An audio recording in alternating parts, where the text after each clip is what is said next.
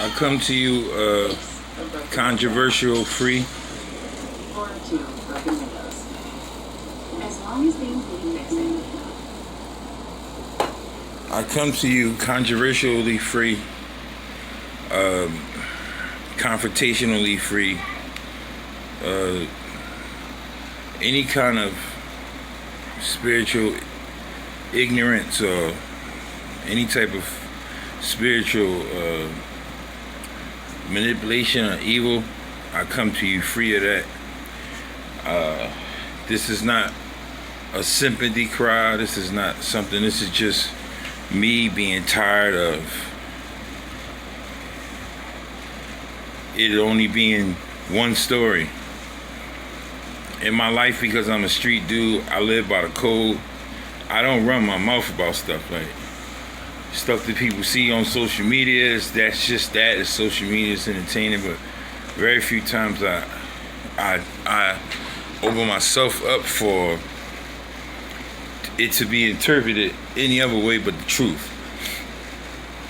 I say all that to say, unfortunately, I got some sad news. It's like me and Lisa are not together, and I don't know what the Lord or God holds, but in my opinion, it's pretty much over.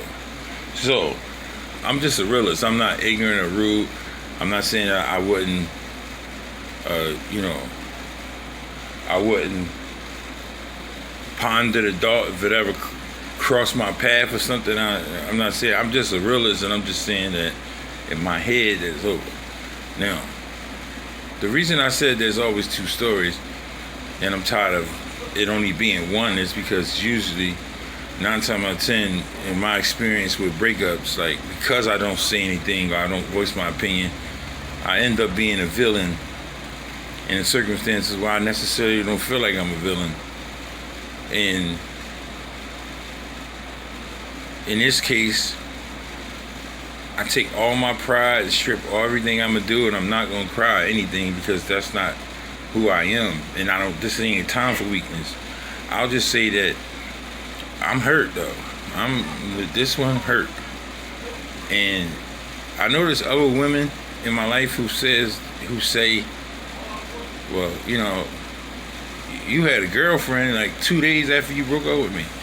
And I know it's women that's gonna say, well, you never been heartbroken over me. I done did this for you, I done did that for you. But I wouldn't even call it a heartbreak. I would just call it like a really, really strong sense of disappointment.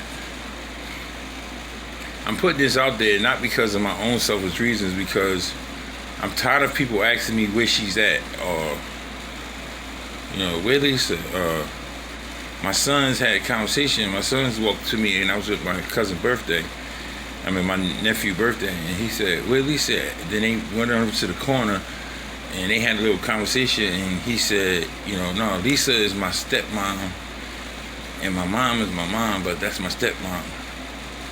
Then my sons kept asking me when they go to my house, and then finally, that's when it hit me, like, you could have done better, dude. Like, I'm not here to talk about what she done. Listen, man. I'm not here to talk about what she done. I do not care anymore. That shit does not, I am not a rat. What she done. What I done. Like, that's what I'm talking about, me. I could have done better. There was too many people involved. I'm never inciting my children into people's lives again. Like, I'm not doing that no more. Not because she wasn't worthy enough to be in my children's life. She was above worthy. I'm not trustworthy enough to have my kids in a woman's life for them to understand that, all right, there's a chance this might end. I suck at relationships. After I got my heart broken by there's no need for me to say, that's another thing. After I got my heart broken, like, I ain't been no good with relationships anyway. I'm like, before you fuck me over, I'm going to be out. So my key in my success has always came from running. Like, I'm gone. This shit is not going to happen to me again. And slightly, somehow or another, I manifested this thing to be over because I seen it going in a way I just not cool with. You know, it's like you got to know what kind of animals you is in the kingdom of animals, and that's just a parable. You have to know. And I'm a bear. I'm a grizzly bear. And like, you go to the zoo and you see people on the zoo, then you see the little white kid jump over the fence and climb down. That's because in his mind he has no fear of poking that bear or antagonizing that bear, because he sees the bear behind the cage and it's fluffy and it's pretty and it's, you know, it's beautiful, this and that. He don't know that bear is in encampment in cage somewhere that's not in his natural form or natural thing. But anytime that bear is antagonized, then he's going to revert back to his natural form. And like, it's only but so much poking you going to do to me. And that's just the bottom line. There's only but so much poking me with a stick you going to do until, you know. But I just want everybody to know that it happened on my birthday, the day I got this tattoo, a big ass tattoo with her name and love on it. And I don't regret none of it.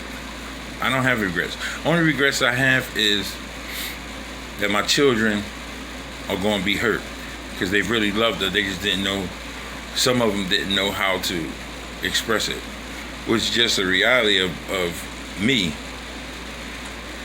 You know, I show my children love, they see love, but they have a hard time expressing it because of me.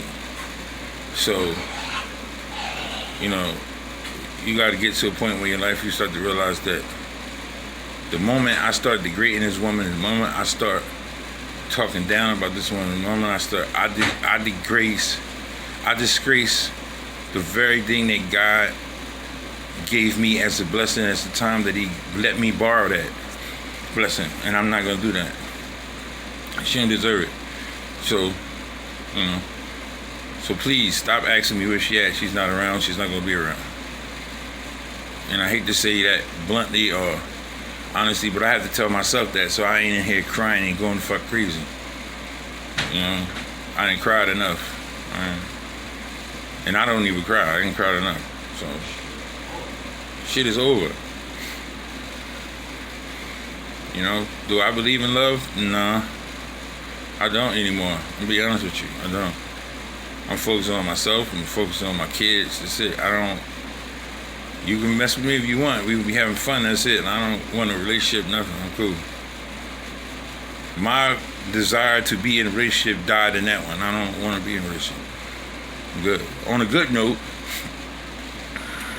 I would be nothing without my family at all. Like nothing. Sometimes God remind you that you think you're going to survive with money. You think you ain't nothing without your family. And from my aunt / mom, my Aunt Deborah, from my mother, Sharon Curry, from my sister, people I had grudges with coming up, support me, ask me if I need anything. And my fear was always not having a home. And I'm happy to say that I go to my signing of my lease on August the 1st. I had nice things, however, but to have a 3-story, I'm gonna have a 2-story, 3-bedroom flat just like this. That's just God, yo. People don't get, you know what I mean? People looking for apartments. They gave me I got pre-qualified for a flat down Temple, right in the condo section. So you think that God takes something from you, or the devil taking something from you, and that's not necessarily true. If you got faith in God, you keep praying about stuff, man, God just do stuff. It just blew your mind, man. Like, this happened in like 4 days. But new humanity was something that ain't had nothing to do with me or her. That was God's plan. It's continuing. Hope y'all enjoyed chapter 8. I hope y'all enjoyed chapter 9. I hope y'all enjoyed chapter 10. And when the book come out, I hope y'all enjoy that also, support it. And like I said, I don't want none of my family or my friends to talk dirty about the woman. The woman was the greatest woman that I could have possibly asked for when the time I had in it. You know? I have nothing negative to say about her. Decopbo 1.